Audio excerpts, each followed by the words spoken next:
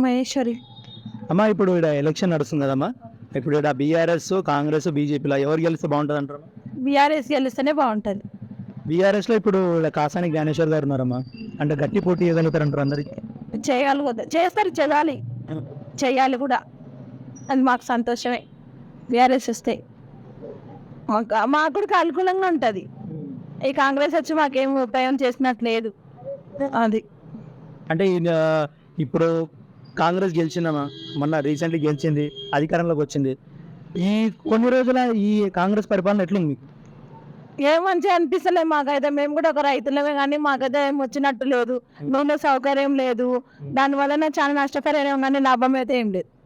అది మరి ఇంతకుముందు బీఆర్ఎస్ ప్రభుత్వం 10 సంవత్సరాలు ఉండే, అప్పుడు మీద ఎట్లుండే పరిస్థితి?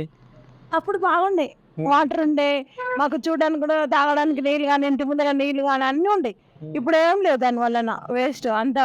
అది వచ్చినట్టే ఉంది, కానీ దాని వలన ఉపయోగం అంతా ఏం లేదు. టీఆర్ఎస్ పార్టీ ఉంటేనే కొంచెం అందరికీ బీద వాళ్ళకు కూడా సంతోషం కలుగుతుంది అంతే.